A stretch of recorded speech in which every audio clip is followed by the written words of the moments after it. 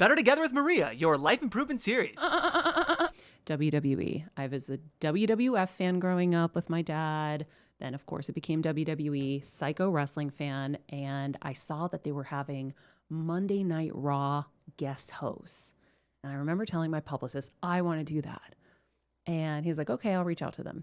He didn't reach out to them. All of a sudden, he calls me one day. He's like, guess what? They called and they want you to be a guest host. I said, great. Tell them on one condition, I want to wrestle. And they were like, what? And I said, tell them I need a coach. Like, we're going to do this. And so nobody really took me quite seriously. So I found a coach in the Valley. I started training. And I showed up at their, arena one day and I was like, okay, I know how to wrestle.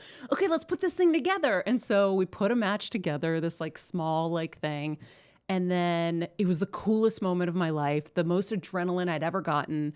And I created a storyline that I continued on social media, and I knew how to egg on the wrestlers and how to do all the thing because I was a fan.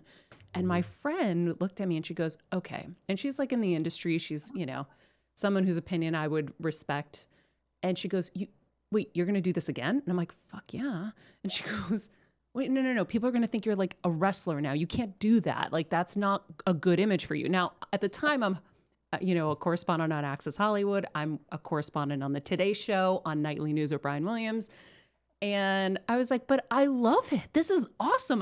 I want that feeling and I want to do everything I can in life. Of course, I'm going to do it. Long story short, I'm 4-0 in the WWE. Yes, I know all about the Boston Crab. So when I was reading that in the book and your wrestling match with Michelle, is that how you say his name? Or Michelle?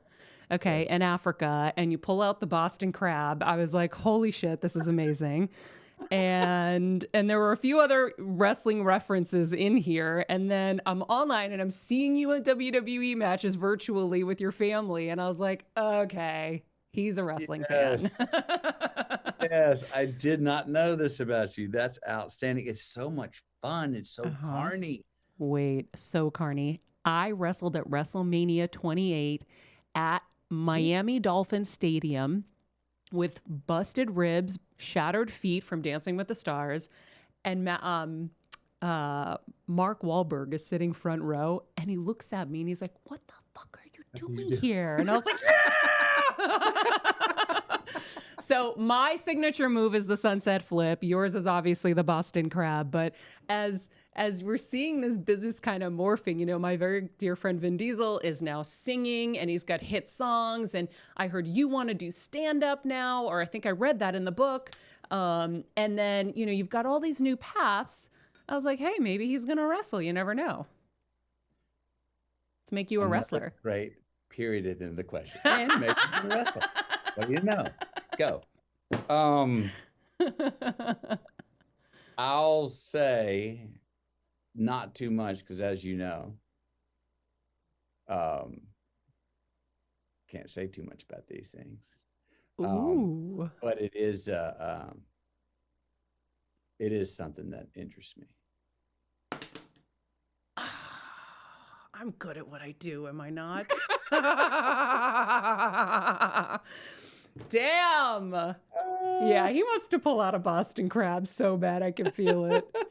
I'm going to tell you right now, you dazzle on screen, you are all these amazing things, but you are such the adventurer. You love experiences. Clearly, after reading Greenlights, there will be nothing better in life than getting in that ring and executing a Boston Crab.